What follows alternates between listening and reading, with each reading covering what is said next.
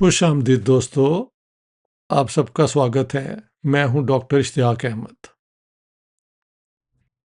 आज मैंने सोचा एक नई सीरीज शुरू की जाए साइंस के मुतल्लिक, साइंटिफिक मेथड के मुतल्लिक। लेकिन इन सब चीज़ों को शुरू करने से पहले हमें साइंटिफिक टेम्पर यानी साइंटिफिक मिजाज क्या चीज़ है जो बाकी एक सोचने समझने के तरीके से मुख्तलिफ है। So what is the scientific temper? दोस्तों, इस पे बात करने से पहले मेरी आप सबको रिक्वेस्ट है कि देखें, ये जो मेरा यूट्यूब चैनल है, ये बेसिकली लोगों को हकीकत के करीब लाने के लिए एविडेंस की बुनियाद पे अ, किसी भी इशू के ऊपर बात करने की एक कोशिश है। तो आप प्लीज़ खुद भी सब्सक्राइब कीजिए मेरी यूट्यूब चैनल को। सब्सक्रिप्शन बटन को सिर्फ दबाना है और अपने दोस्तों अहबाब को भी कहें कि they should subscribe to my YouTube channel.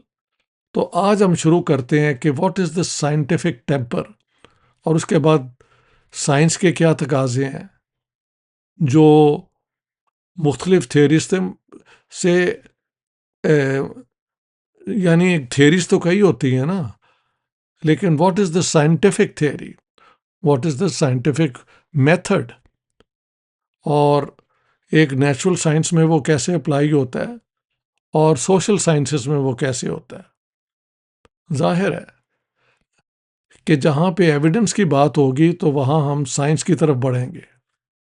So what is the scientific temper, मिजाज जो है साइंटिफिक, वो क्या और कैसा होना चाहिए?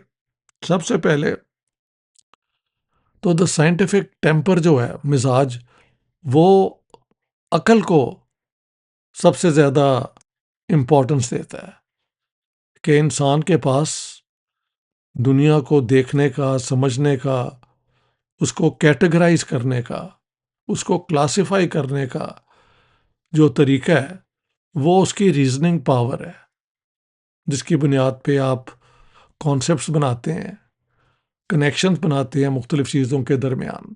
हाँ जी। So what is the scientific temper? The first thing is कि it is based, it's a rational approach as compare to the dogmatic approach.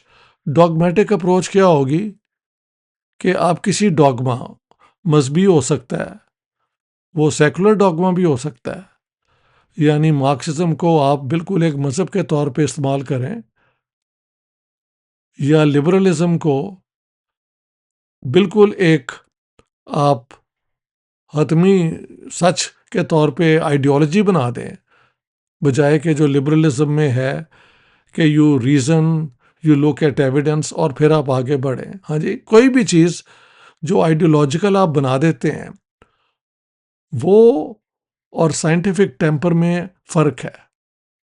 So the scientific temper की पहली रिक्वायरमेंट है, it is based on reason, it's a rational point of view.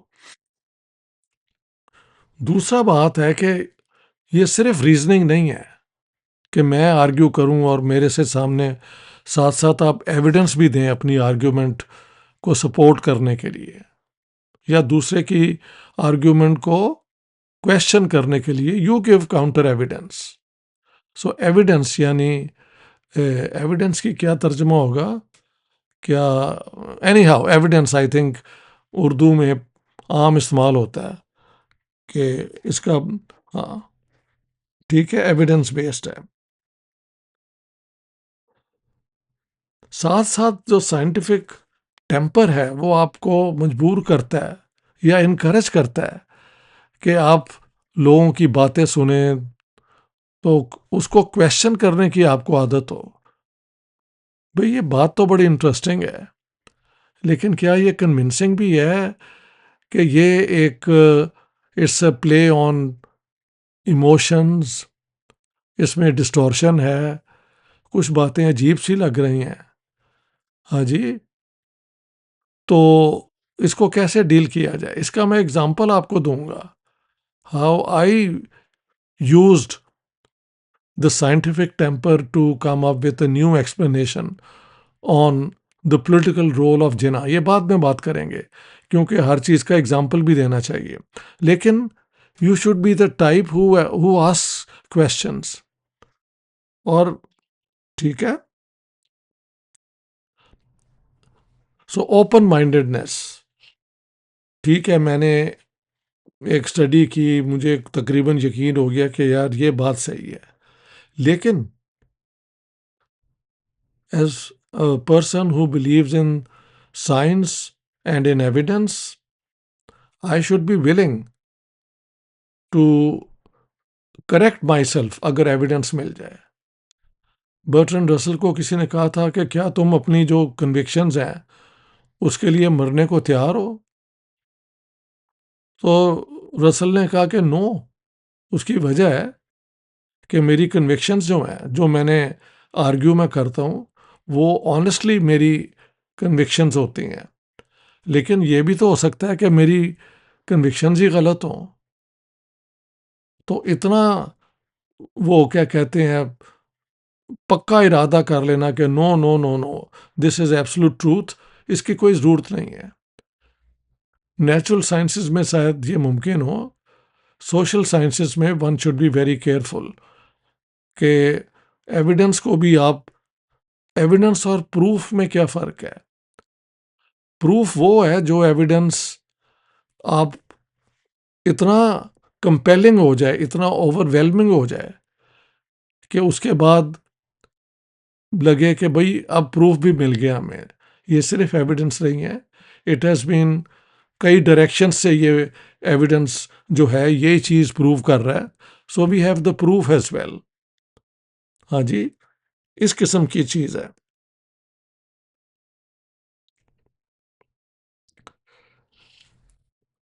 It's so the scientific temper अक्सर जवाहरलाल नेहरू के साथ associated है ये idea. इसका मतलब है कि you should be sceptical. Sceptical का क्या मतलब है कि थोड़ा सा आपको शक कह लें आप, या थोड़ा सा आपको एहतियात करना पड़ता है किसी भी बात को हतमी यानी एब्सोलूट कैटेगोरिकल मानने में। You can say this sounds very convincing, but you should still be open minded कि वो करेक्ट हो सकती है। So skepticism about any grand theory, उसे कहते हैं मेटा थ्योरी। चाहे वो ये जो है फ्रॉइड की थ्योरी हो जाए कि everything is derivative from the sexual relations, ये वो, या मार्क्स की थ्योरी कि एवरीथिंग इज अल्टीमेटली इकोनॉमिक। इन सारी चीज़ों को हतमी नहीं मानना चाहिए। यू कैन एक्सेप्ट कि ये इंटेलेक्चुअली बात तो दुरुस्त लगती है, लेकिन क्या हर सिचुएशन में यही चीज़ एक्सप्लेन करती है ह्यूमन कॉन्डक्ट को, ह्यूमन बिहेवियर को, चॉइसेस को? हाँ जी, इस पे आपको ओपन माइंडेड होना चाहिए।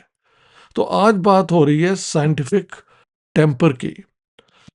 मैं देखता हूँ कि पाकिस्तान के अंदर, हिंदुस्तान के अंदर, बल्कि दुनिया के अंदर अब इतनी, वो जब से ये यूट्यूब आई है और इंटरनेट में लोगों ने ये शुरू कर दिया, तो एक तरफ से तो बड़ा इट्स बिन डेमोक्रेटाइज्ड कि चंद लोगों की से निकल के ये हर एक के हाथ में एक तरीका आ गया बात करने का। लेकिन इतनी इतनी झूठ बात लोग सुबह शाम कर रहे होते हैं। मसलन एग्जाम्पल आपको दूं, एक बात जो बार बार रिपीट होती है वो है कि इटालियन प्राइम मिनिस्टर जो है उसने कहा है कि हम इसराइल का बायकॉट करेंगे। फिर कभी स्वीडन का आ जाता है, कभी किसी, भाई I live in Sweden, I checked every time, तो कोई ऐसी स्टेटमेंट नहीं है। बल्कि आज की जो हुकूमत है स्वीडिश, वो जब से ये कॉन्फ्लिक्ट शुरू हुआ है, एक शुरू का अगर पीरियड छोड़ दें तो 70s ऑनवर्ड्स इतनी राइट विंग और इतनी प्रो इजराइल तो कोई हुकूमत कभी नहीं हुई। बल्कि स्वीडिश जो किंग हैं, हाँ जी, उन्होंने अपनी एनुअल स्टेटमेंट में कह दिया कि गाजा में जुल्म हो रहा है। तो ये जो गवर्नमेंट थी, इसकी जो मिनिस्टर की एक स्टेटमेंट है कि हमास के साथ जो इसराइल कर रहा है वो हमारे इंटरेस्ट में है, तो उसका चेहरा उतर गया था, मैंने नोट किया। We all saw it in Sweden. लेकिन जो गवर्नमेंट है वो वेरी प्रो इसराइल, और यही हाल इटली का भी है, बाकी कई मुल्कों का है। तो हर रोज़ इस किस्म की खबरें, सेंसेशनलिज्म जो है वो आम है। साइंटिफिक टेम्पर वही है कि when you hear something and you think this is not convincing, you should go and check as much as is possible कि ये बात कन्विंसिंग है, इसका एविडेंस कई जगह से मिल रहा है या नहीं है।